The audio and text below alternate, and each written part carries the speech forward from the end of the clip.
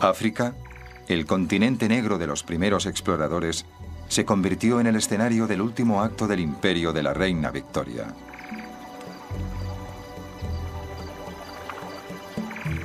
Siguiendo los pasos de misioneros como David Livingstone, las potencias de Europa llevaron a cabo una carrera brutal para conseguir más colonias, una carrera que sería conocida como la lucha por África.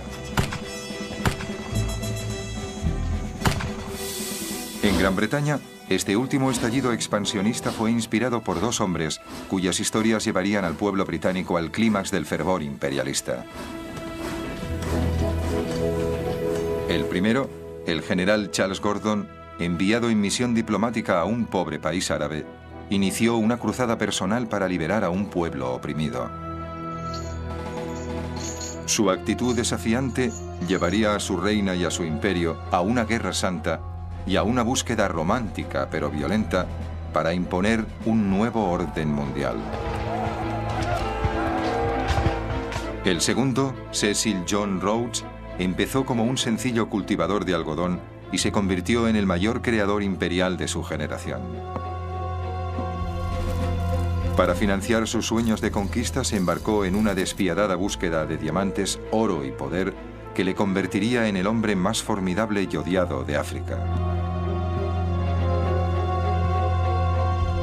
Ambos, Cecil Rhodes y Charles Gordon, ejemplificaron las virtudes y los vicios de su época. Llevarían a Gran Bretaña a nuevos niveles de gloria y expondrían el lado oscuro del imperio de Victoria. El Imperio Británico, el imperio de la reina Victoria, la lucha por África. A los 60 años, la reina Victoria seguía llevando los trajes de satén negro con encajes blancos que se puso por el luto de su querido esposo, el príncipe Alberto, que había muerto 20 años antes. Para sus 350 millones de súbditos repartidos por todo el mundo, ella era el símbolo divinizado del poder y prestigio británico, pero en el invierno de 1884 su imperio se enfrentó a una seria amenaza de una de las regiones más pobres y oscuras de la tierra, Sudán.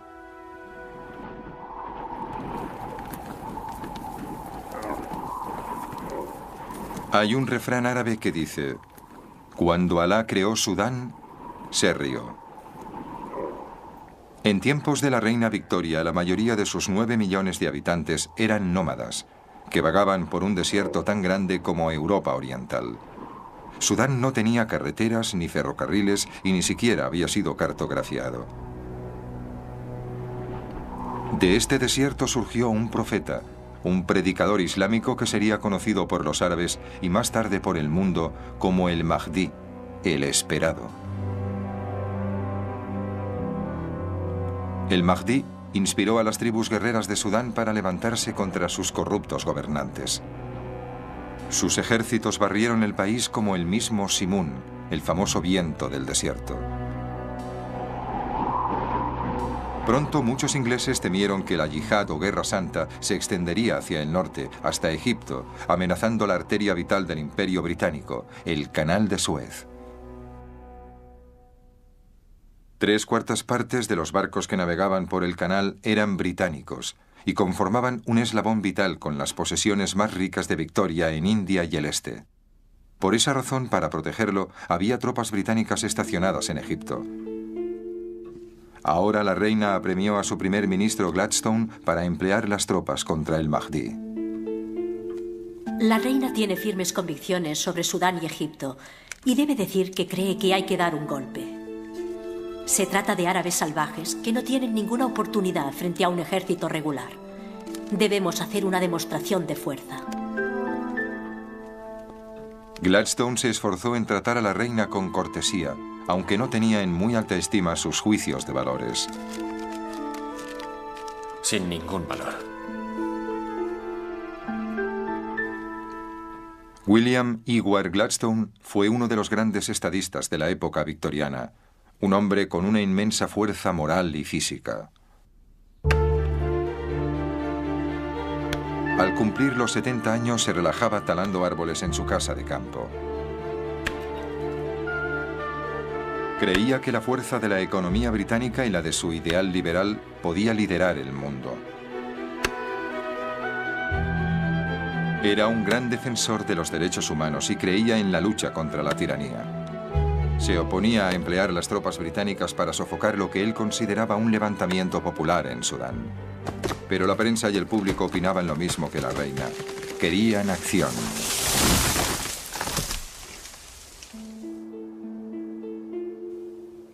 El gobierno de Gladstone decidió ganar tiempo. Propuso enviar a un alto oficial del ejército a Sudán para que informara de la situación. Para esta misión, eligió a uno de los héroes más populares de la época victoriana, el general Charles George Gordon.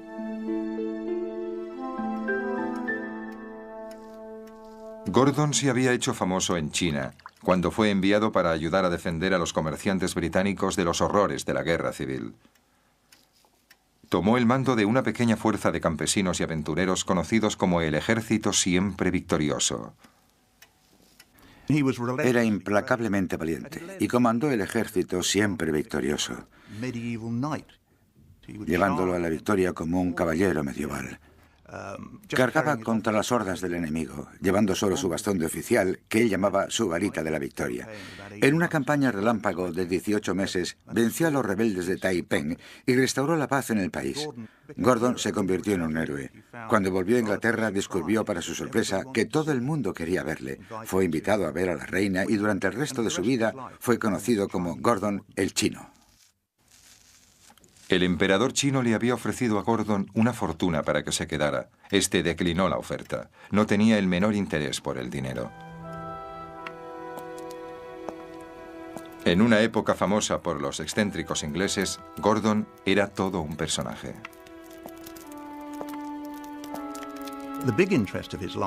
Lo que más le interesaba en la vida, algo que era mucho más que un pasatiempo, prácticamente una obsesión, era el cuidado de los niños, particularmente pequeños. Buscaba niños hambrientos, durmiendo en portales, desollinadores, y los llevaba a su alojamiento, los lavaba, los vestía, los enviaba a la escuela, les daba dinero para sus gastos, se ocupaba de su educación y les encontraba un empleo.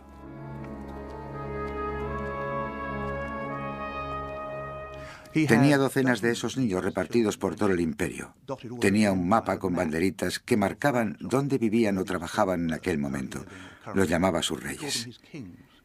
Y cuando la gente le ofrecía dinero, solo aceptaba el necesario para pagar la educación de esos niños. Y no había nada raro en ello. Nadie ha sugerido en ningún momento que el interés por esos niños estuviera motivado por otra cosa que no fuera la caridad cristiana. Era el arquetipo del varón cristiano de la época victoriana. Según todos los informes, Gordon era célibe y profundamente religioso. Donde quiera que fuera, se llevaba una Biblia y una generosa provisión de brandy. Desde la guerra en China, había comandado varias campañas en África. Tenía reputación de rebelde que con frecuencia desobedecía las órdenes. Este era el hombre que el gobierno británico había elegido para enviar a Sudán. La tontería más grande fue enviar a Gordon, que era como un alumno indisciplinado, el héroe de los muchachos. Probablemente también bebía en exceso.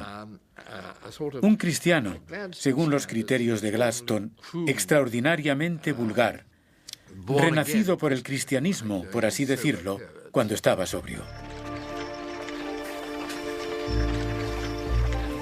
En una noche invernal de enero de 1885, importantes miembros del gobierno y del ejército esperaban en la estación londinense de Charing Cross. Se habían reunido para despedir al héroe en la primera etapa de su viaje hasta Jartum, la capital de Sudán.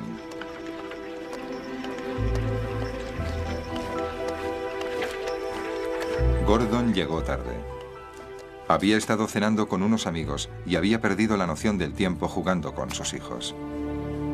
También había olvidado coger dinero. El secretario de Asuntos Exteriores se apresuró a comprarle el billete a Gordon. Los otros hurgaron en sus bolsillos para darle un reloj de oro y todo el dinero que llevaban encima. Uno de los generales intentó recaudar más dinero.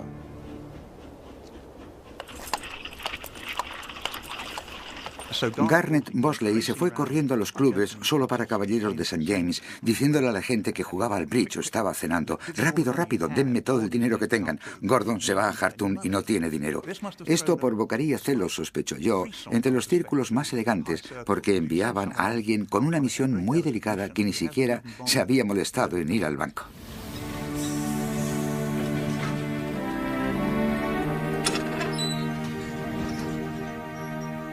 Wolsey consiguió unas 200 libras y corrió de vuelta a la estación.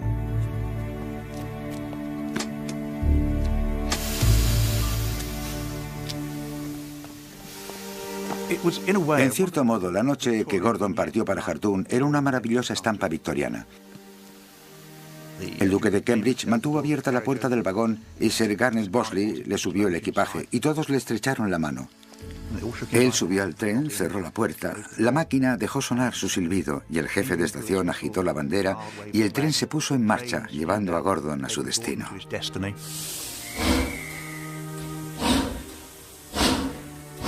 Lord Granville, secretario de Asuntos Exteriores, fue el único en expresar sus dudas. Volvieron al club reformista y se sentaron pensativos en los sillones de cuero. Lord Granville tenía una copa de brandy con la que jugueteaba y olía, y de pronto les dijo a sus colegas: me pregunto si no hemos cometido un espantoso disparate. Sus dudas eran compartidas por el cónsul británico en El Cairo. No es fácil tratar con un hombre que en los momentos de dificultad recibe sus instrucciones del profeta Isaías. Gordon había recibido 2 pliegos de instrucciones. Según el primero, debía ir allí, averiguar qué estaba pasando e informar si creía que podría sofocar la rebelión del Mahdi. Y según el otro, el caso de no ser posible, tenía que informar de cómo podrían ser evacuados los comerciantes europeos de Khartoum. Pero claro, cuando llegó, debido a que Gordon siempre hacía lo que quería, decidió hacer algo completamente diferente. Gordon se sintió consternado por lo que vio en Sudán.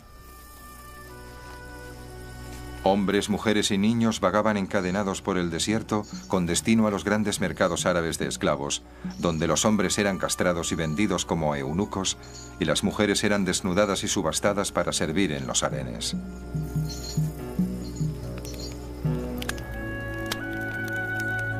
Gordon asumió el mando en Khartoum e hizo una hoguera con los famosos látigos utilizados por los negreros y los gobernantes sudaneses para controlar el pueblo.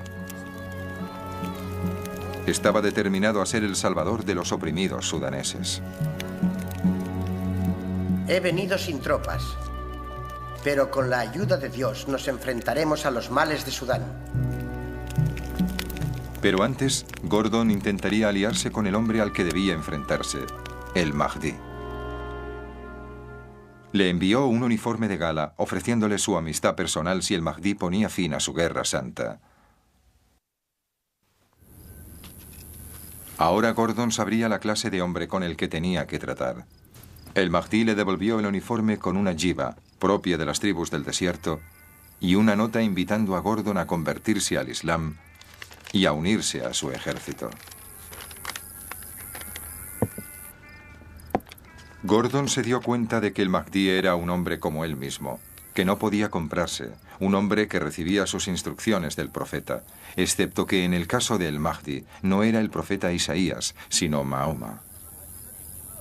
Gordon decidió que la única forma era vencerle en el campo de batalla. Su primer paso fue mejorar las defensas de la ciudad.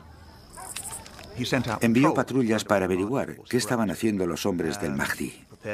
Acumuló munición, entrenó a las tropas, cavó trincheras, todo lo que haría un soldado profesional. Gordon se aprovechó de la posición de Khartoum, donde se unen el Nilo Blanco y el Nilo Azul. Cavó un canal defensivo entre los 2 ríos, aislando la ciudad. Luego se dispuso a esperar el ataque de el Mahdi.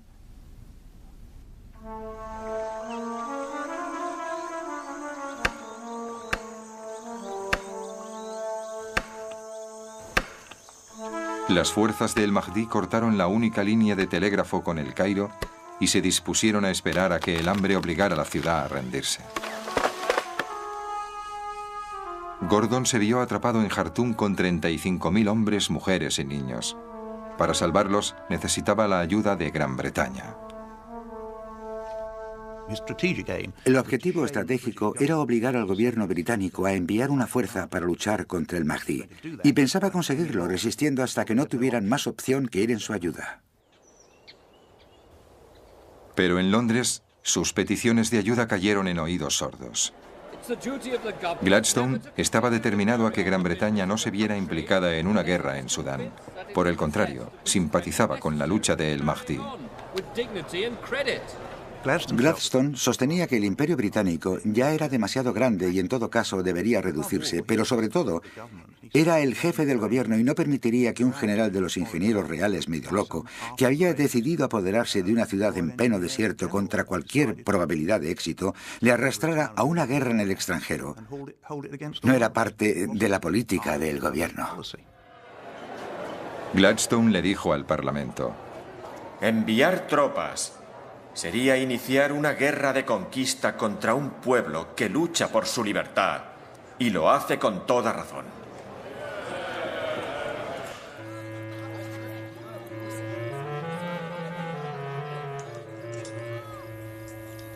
Pero Gordon, atrapado en Jartum, colocó al gobierno británico en una situación embarazosa. Después de todo, había sido idea suya enviar a Gordon a Sudán, y ahora que ese héroe excéntrico había captado la imaginación del público, no podían dejarlo allí a su suerte. Además, debían contar con la reina. Victoria compartía el miedo de su pueblo por la seguridad del general Gordon. Este gallardo guerrero parecía personificar las virtudes marciales y cristianas de su imperio. Le escribió a Gladstone: la reina tiembla por la seguridad del general Gordon. Si algo le ocurriera, los resultados serían terribles. Gordon corre peligro. Está obligado a intentar salvarle. Por el honor del gobierno y la nación, no puede ser abandonado. Pero mes tras mes, mientras Gordon resistía frente al Mahdi, Gladstone lo hacía frente a la reina. Nadie estaba dispuesto a rendirse. La situación en Jartum se iba deteriorando progresivamente. Empezó a escasear la comida, había disturbios por culpa de la comida, la gente intentaba desertar, aunque esto no progresó cuando las fuerzas del Mahdi les cortó la cabeza. Lentamente el cerco se iba cerrando y en otoño la ciudad estaba asediada y no había salida posible. Solo podían defenderse o esperar a un ejército de liberación.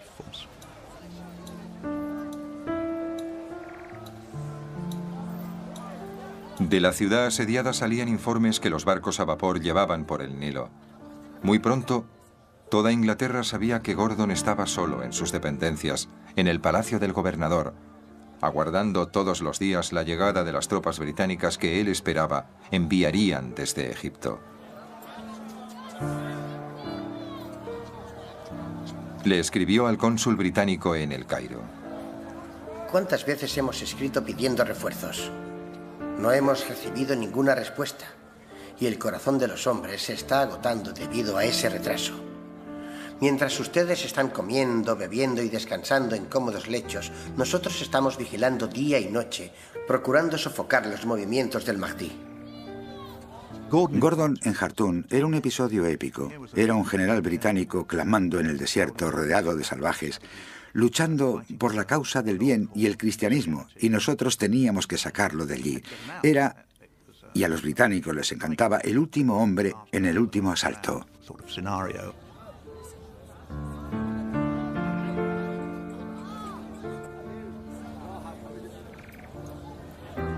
El público ya consideraba a Gordon como a un héroe, Gordon el chino, y aquí estaba de nuevo el héroe en África y el gobierno tenía que hacer algo al respecto.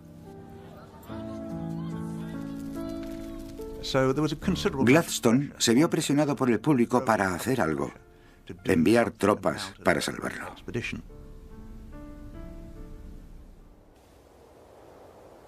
A los 8 meses de iniciarse la misión de Gordon, Gladstone se rindió. Ordenó al ejército británico que invadiera Sudán y sacara a Gordon de allí. Pero antes de llegar a Jartum, las defensas de Gordon empezaron a ceder.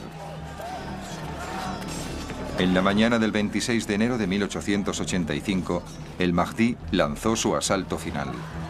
Hordas de guerreros atravesaron la brecha en los muros de la ciudad. Gordon corrió al tejado del palacio del gobernador. En las calles, el pueblo de Jartum era masacrado por las fuerzas del Mahdi.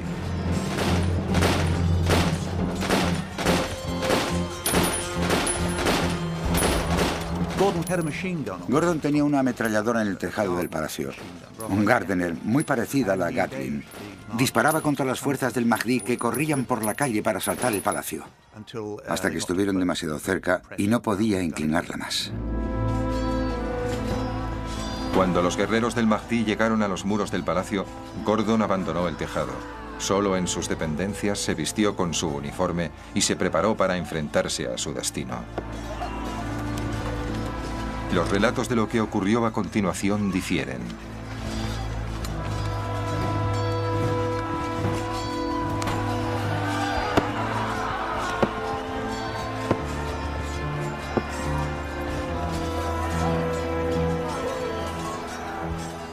En ese momento, las fuerzas del Mahdi ya habían matado a los soldados y estaban en los jardines del palacio y corrían hacia él.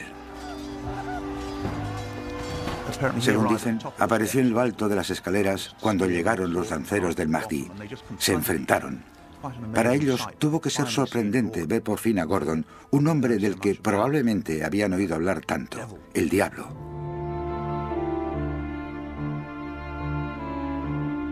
Hay un famoso cuadro inspirado en los relatos, o meramente una fantasía, en el que se ve al lancero hundiendo la lanza en el pecho de Gordon. Este cayó encima de la muchedumbre, que lo cortó en pedazos. Este es el icono que rápidamente reprodujeron los artistas británicos y que se convertiría en el primer mártir cristiano del imperialismo. Los hombres que realmente le vieron morir, 40 años más tarde, les dijeron a los oficiales británicos en Sudán que murió en un pasillo disparando su revólver en una escaramuza. Pero es mejor, o si lo prefieren más cinematográfico, verlo allí, de pie, noble, distinguido, un héroe británico aceptando su destino. Más tarde, el mismo día, la cabeza de Gordon fue mostrada a uno de sus oficiales que había sido hecho prisionero. Luego, la colgaron en la horquilla de un árbol, donde los niños le tiraban piedras y excremento de camello. La reina consideró que Gladstone era personalmente responsable. Le escribió a su secretaria privada. El señor Gladstone y el gobierno tienen en su conciencia la sangre inocente, noble y heroica de Gordon.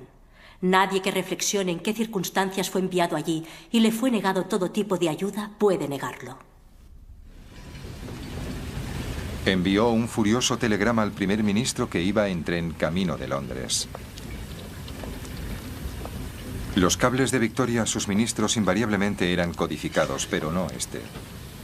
Este podía leerlo cualquier empleado de telégrafos y lo hizo con intención de que fuera una censura pública al hombre que había fallado al imperio y a su más grande héroe.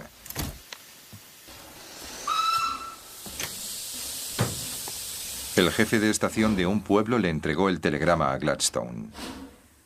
Las noticias de Jartum son aterradoras.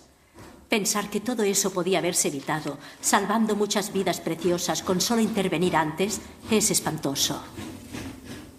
Gladstone, que no se dejaba influenciar por la histeria pública o real, ordenó al ejército británico que abandonara Sudán. Pero Gladstone no había sabido juzgar el ánimo del pueblo y del Parlamento. La muerte de Gordon fatalmente debilitó a su gobierno. Perdió las siguientes elecciones. Para Gladstone fue un incidente terriblemente perjudicial. Gladstone no supo apreciar que alguien que para él solo era un general insubordinado, vulgar y poco de fiar, fuera considerado por la opinión pública británica y de hecho por la reina, no hay que olvidarlo, como un verdadero héroe de la época imperial.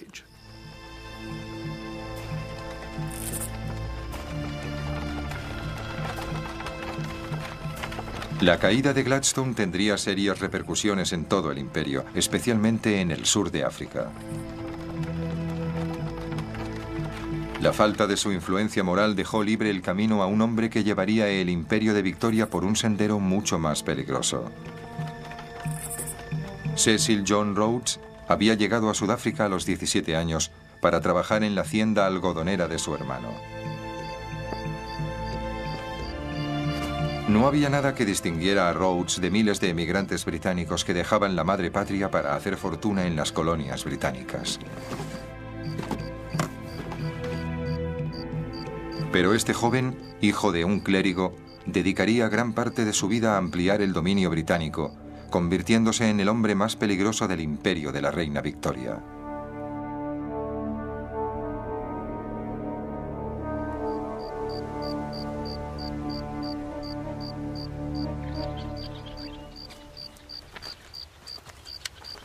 Al principio sus ambiciones se limitaron a triunfar como granjero.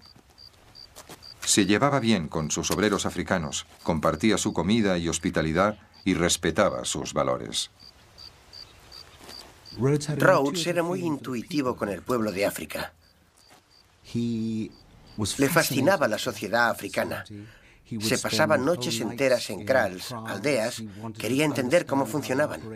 Rápidamente aprendió la lengua de los zulúes para comunicarse directamente con ellos. También comprendió el valor que daban los africanos a la confianza de una persona y fue objeto de burla por parte de los otros granjeros porque pagaba a sus obreros por adelantado. Eso era visto por la gente que trabajaba para él como un signo de confianza y, claro, afianzaba su lealtad. Pero Rhodes pronto perdió el interés por la granja. Su llegada a África había coincidido con un decisivo descubrimiento a 750 kilómetros de distancia, en una remota alquería conocida como Colesburg-Kopje.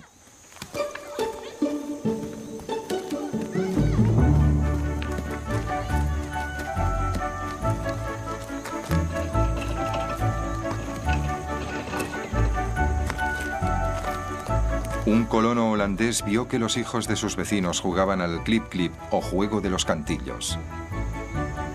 Se fijó en una piedra que brillaba de forma especial y fue a verla de cerca. Un visitante británico había escrito con anterioridad sobre esta desolada tierra de África. Su Majestad no posee en todo su imperio una franja de tierra tan fea como esta. Pero como pronto descubriría, el mundo contenía riquezas más allá de los sueños más codiciosos. La piedra que el colono había visto se llamaría Eureka y llevaría a la fuente de diamantes más rica jamás encontrada.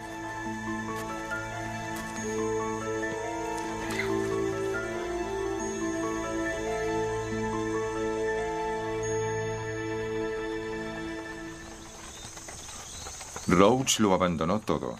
Hizo el equipaje y se sumó a la fiebre de los diamantes. La alquería Colesburg-Kopje pronto se convertiría en la ciudad de Kimberley. Matones de las minas de oro de California y Australia convivían con veteranos de la Guerra de Secesión Americana, aristócratas ingleses e inmigrantes de los guetos de Europa. Todos atraídos por un agujero en la tierra que cada día era más grande. Para estos hombres, Kimberley les prometía riqueza inmediata, pero a un precio. Kimberley era un lugar indescriptible. El ruido, el polvo, el calor. Pueden imaginar esta colonia de 40.000 personas en pleno desierto. El polvo de las excavaciones se veía a 15 o 20 kilómetros de distancia. Al acercarse, se adentraban en un lugar terrible. Cabañas construidas con viejas cajas de embalaje, rodeadas de animales muertos, o los restos de animales muertos. Moscas, infestado de moscas. El salvaje oeste era un lugar tranquilo comparado con Kimberley. Aquí había un bar para cada 16 hombres, y los tiroteos eran algo cotidiano. Pero Rhodes prosperó como buscador de diamantes. En menos de un año escribió a su madre diciéndole que ganaba unas 100 libras a la semana, lo suficiente para convertirlo en uno de los jóvenes más ricos de Inglaterra. Pero en 1872, unos días antes de cumplir los 19 años, sufrió un ataque cardíaco. Los médicos le dijeron que el ataque había sido leve, pero Rhodes sabía que a partir de entonces mantendría una carrera contra la muerte. Eligió una curiosa forma de convalecencia: un viaje épico por la sabana africana. Algunos creen que durante este viaje, Rhodes acrecentó su gran amor y desarrolló su gran plan para África. Muchos estudiosos han dicho que esos 9 meses que Rhodes pasó viajando por África en una carreta tirada por bueyes hasta llegar al territorio de los Boers tuvo un efecto increíble en él. Rhodes escuchó miles de historias de cazadores sobre el interior de África. Y yo creo que fue durante ese viaje que consideró sus primeras ideas de un África alcanzable, lista para ser tomada.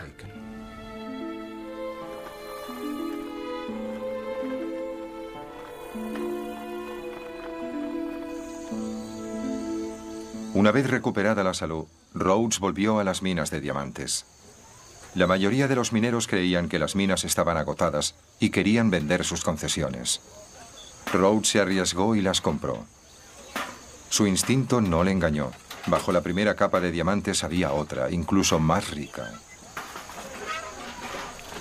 Rhodes puso todas las concesiones bajo el control de una sola empresa, De Beers. En 10 años controlaría el 90% de la producción mundial de diamantes. Rhodes se sirvió de su riqueza para financiar su sueño. El dinero es poder. ¿Y qué puede conseguirse sin poder? Rhodes soñaba con crear una vasta colonia británica de norte a sur de África. Para conseguirlo, planeó construir un ferrocarril desde Ciudad del Cabo a El Cairo. Pero antes necesitaba apoyo político en Sudáfrica. Fue elegido para el Parlamento de El Cabo y entró en relación con Africana Bond, el partido de los granjeros holandeses o Boers que estaban consolidando su propio poder quitándoselo a los nativos africanos. Estamos hablando de un momento en el que la población negra de El Cabo votaba, siempre y cuando tuvieran alguna propiedad. Formaban parte de jurados en juicios a personas blancas. Esto constituía una aberración para Africana Bond. Y Rhodes estableció una íntima alianza con ellos. Rhodes, que antes había presumido de su falta de prejuicios, pronunció un discurso en el nuevo Parlamento de El Cabo. ¿Acaso este Parlamento cree que es correcto que hombres en estado salvaje tengan derecho al voto? Hay que tratar a los nativos como un pueblo subyugado. Ser sus señores. Los nativos deben ser tratados como niños sin derecho al voto. Tras el discurso de Rhodes, la ley cambió. En Sudáfrica se retiró el voto de todos los africanos nativos, menos de un puñado. Rhodes, durante toda su carrera, no dejaba de cambiar las piezas en el tablero. Consideremos las minas de diamantes. Si nos remontamos al principio de su historia, la población negra era propietaria de concesiones, competía con los blancos. Lo que Rhodes quería era disponer de una mano de obra negra de confianza y permanente, encerrada en asentamientos, sin que se les permitiera salir, siendo inspeccionados cada vez que salían de las minas. Y la necesidad de una mano de obra controlada llevó a Rhodes a las políticas más racistas. La carrera de Rhodes no tiene sentido en términos políticos. Pero si se considera en términos económicos, sí lo tiene. Las alianzas que firmaba eran para conseguir beneficios y hacer negocios, y eso es indiscutible.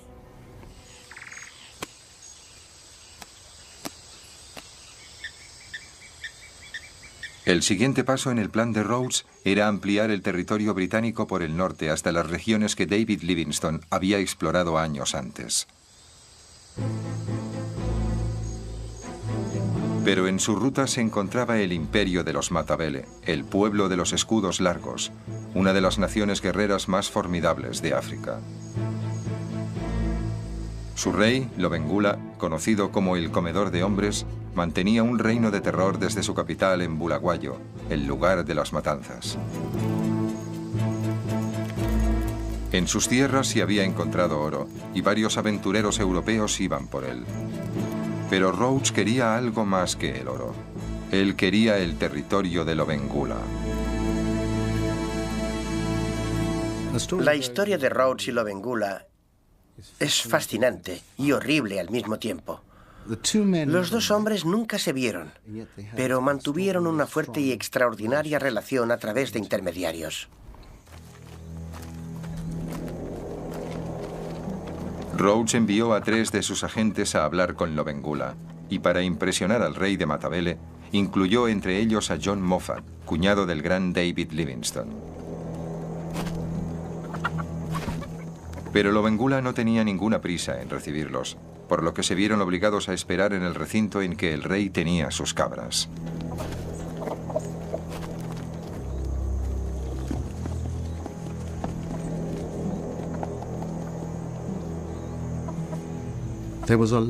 Fue una larga espera para los emisarios de Rhodes. Rudd, concretamente, escribió sobre las malas condiciones, el barro, las moscas y el hedor, la impaciencia que les dominaba. Lobengula los tuvo esperando literalmente meses, mientras tomaba una decisión. Por fin, después de la espera, Lobengula dio a entender que estaba dispuesto a mantener una gran indaba, conferencia, para discutir si le otorgaba una concesión al consorcio de Rhodes. John Moffat le presentó a Lobengula un documento que le otorgaba a Rhodes unos poderes extraordinarios. La total y exclusiva propiedad de todos los metales y minerales de mi reino, principados y dominios, juntos con el poder para hacer todo lo que se considere necesario para obtener y procurar los mismos.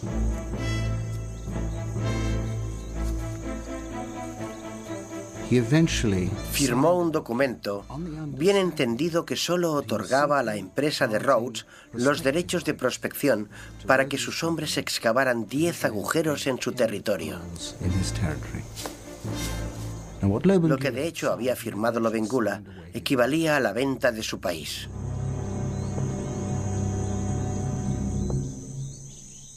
Armado con ese documento, Rhodes fue a Londres en busca de una célula real, que sería la sanción de Gran Bretaña a su derecho sobre dicho territorio.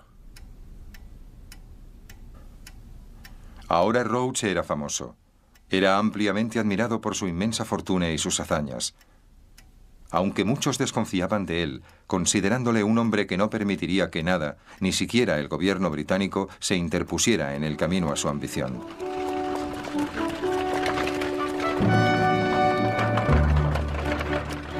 La reina sentía curiosidad por el poderoso súbdito. Invitó a Rhodes al castillo de Windsor. En 1890, cuando conoció a la reina Victoria, la hechizó. Hay un momento maravilloso en el que se dice que ella le preguntó: ¿es cierto, señor Rhodes, que odia a las mujeres? A lo que él replicó: ¿cómo podría odiar el sexo al que pertenece su majestad? Rhodes consiguió la aprobación de la reina y la cédula real, autorizándole a explotar la concesión del rey Lobengula. Le daba derecho legal para reclutar una fuerza policial de la compañía y construir fuertes por toda la región. Los poderes de un estado independiente. Pero Rhodes aún necesitaba sojuzgar el poder de Lobengula. Para conseguirlo llamó a su mejor amigo, el doctor Leander Starr Jameson, jugador, aventurero y un cruel oportunista.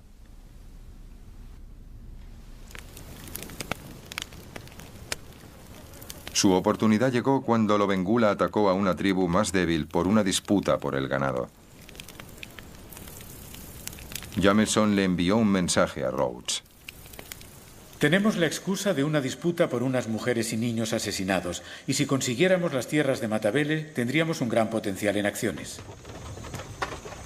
Jameson reclutó una fuerza de 1.400 mercenarios blancos. A cada hombre le prometieron 2.400 hectáreas de las tierras de Lobengula y 15 concesiones para buscar oro. Cuando Rhodes y Jameson decidieron que había llegado el momento de apropiarse de las tierras de Matabele, la clave, el arma clave para ello, fue la ametralladora Maxim. Se trataba de un arma que disparaba 60 balas por segundo. Nunca había sido utilizada en el campo de batalla. Es extraordinario que una empresa, una corporación, poseyera el arma más secreta, por así decirlo, del ejército británico. Pero Rhodes tenía ametralladoras Maxim. Los Matabele contaban principalmente con lanzas y porras. El resultado fue devastador.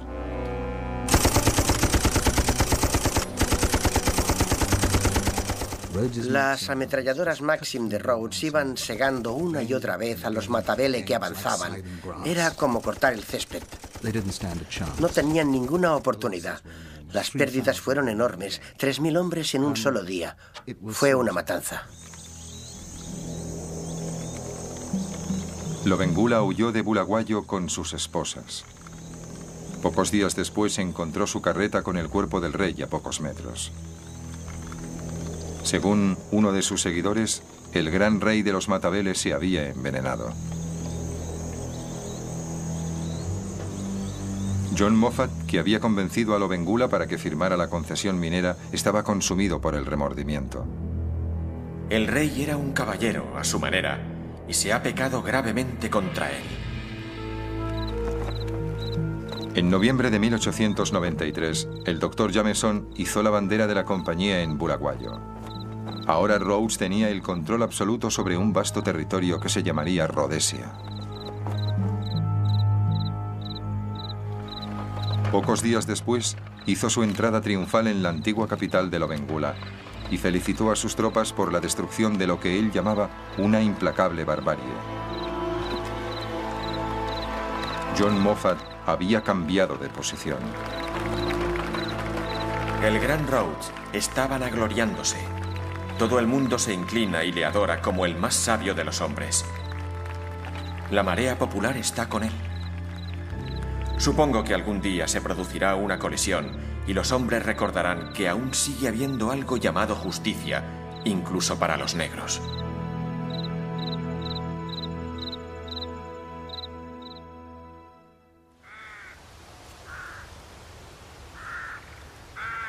La recompensa de Rhodes fue ser elegido primer ministro de la colonia de El Cabo.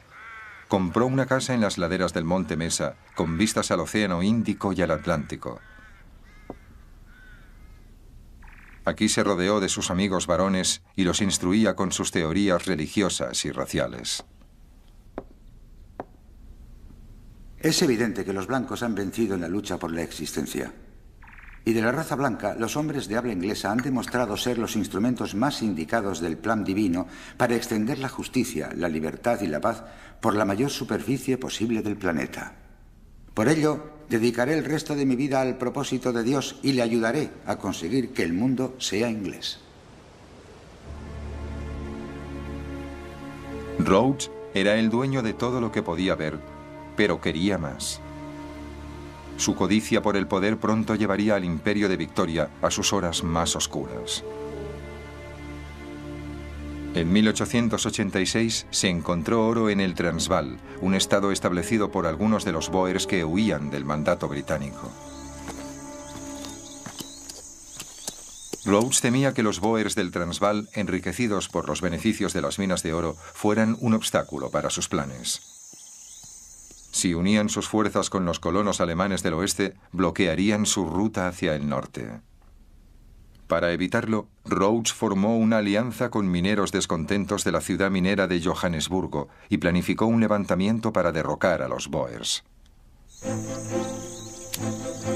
Jameson le aseguró a Rhodes: cualquiera puede apoderarse del Transvaal con una docena de revólveres. Rhodes diseñó el plan para apoderarse del Transvaal por la fuerza, y estos eran los elementos. Que el pueblo de Johannesburgo se levantara en una revuelta, pedirían ayuda y Jameson respondería a la llamada con una fuerza de mercenarios y policías de Rhodesia y, por así decirse, apoderarse del país.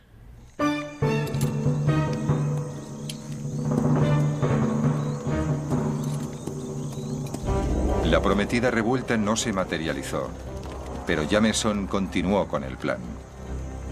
Llegó al Transvaal al mando de sus hombres, pero los Boers los estaban esperando. Dejaron que los invasores avanzaran hasta que los rodearon y entonces los fueron matando con asesina precisión.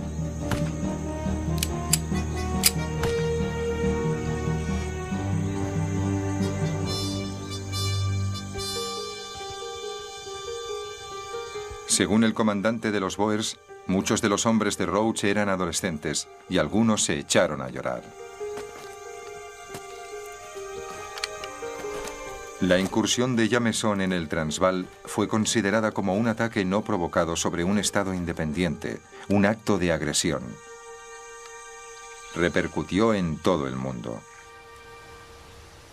Rhodes se vio obligado a dimitir como primer ministro de la colonia de El Cabo y fue requerido por Londres para responder ante el Parlamento británico. Pero no tenían nada que temer. En Gran Bretaña, la opinión pública era claramente anti-Boer. La reina expresó el sentir popular en una carta a su hija. Los Boer son un pueblo horrible, cruel y despótico. Rhodes había llevado a Gran Bretaña a un camino muy peligroso. Sus métodos violentos y sin escrúpulos provocaron una reacción que conmocionó al imperio hasta la médula, y en un momento en el que la reina se preparaba para celebrar las glorias y triunfos de su reinado.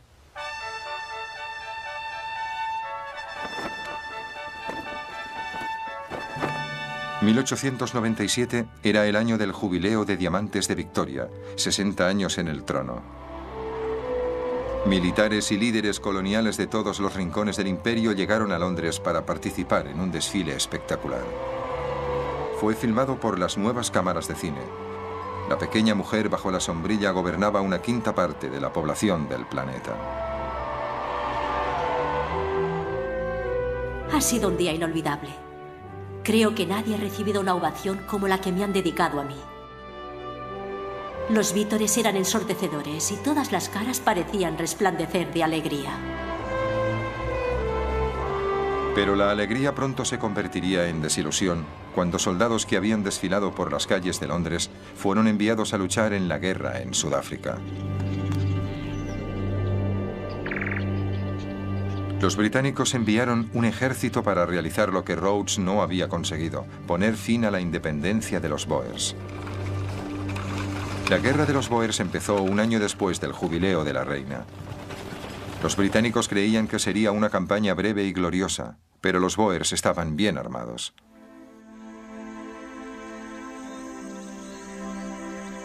Un soldado inglés escribió en su diario: Tan pronto como empezamos a avanzar, silbaron las balas. De pronto una Maxim abrió fuego sobre nosotros.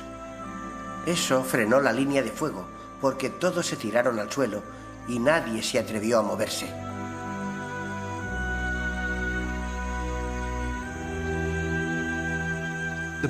Los británicos fueron a la guerra en Sudáfrica muy mal preparados para ese tipo de contienda. La mayoría de los generales que lucharon contra los Boers estaban acostumbrados a un enemigo que luchaba con lanzas. Fue una sorpresa para ellos. Hubo casos en los que se rindieron. La gente no podía soportarlo más. Tiraban las armas y echaban a correr. Hubo gritos de cobardía.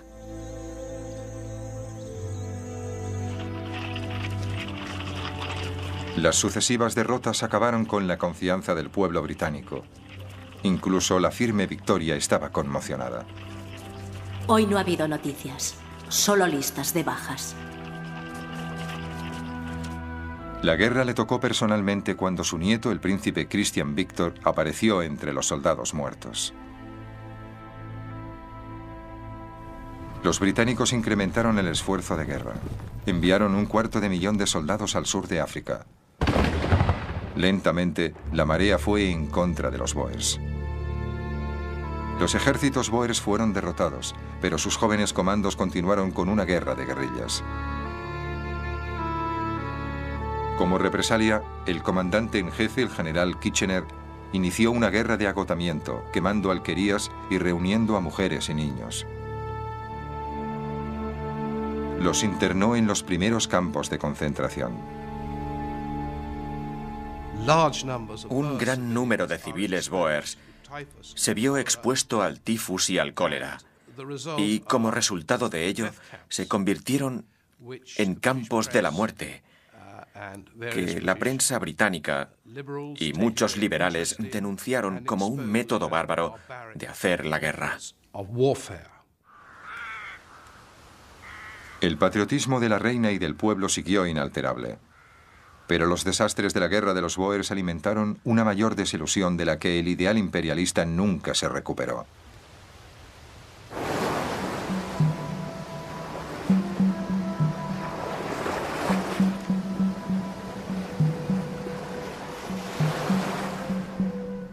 Cecil Rhodes, el hombre que había hecho más que nadie para iniciar esta guerra, aún tenía que luchar una última batalla. El estado de su corazón le dificultaba la respiración. Fue llevado a su pequeña casa en la costa con la esperanza de que la brisa del mar aliviara su angustia.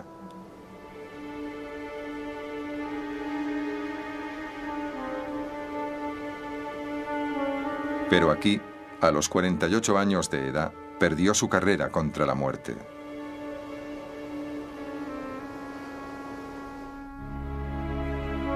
Había dejado escrito que quería ser enterrado en Rhodesia, en un lugar que él llamaba la vista del mundo.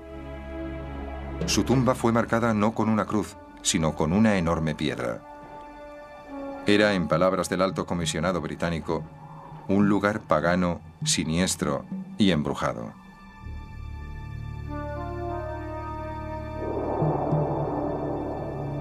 Muchas de las actitudes que Rhodes había defendido fueron enterradas con él. La era de Victoria había terminado, y con ella el incuestionable imperialismo que había representado.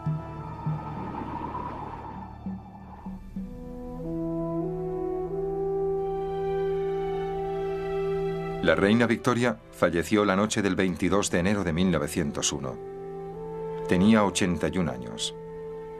Siguiendo sus instrucciones, la vistieron de blanco y echaron flores de primavera sobre su cuerpo. Su cara fue cubierta con el velo que llevaba el día de su boda con el príncipe Alberto, 60 años antes. La muerte de la reina Victoria fue considerada por muchos como el final de una era. Pero también, en 1901, se temía que otras potencias se levantaran, presionando a Gran Bretaña para ceder su primacía en el mundo. Así que en los últimos días del reinado de la reina hubo temores y recelos.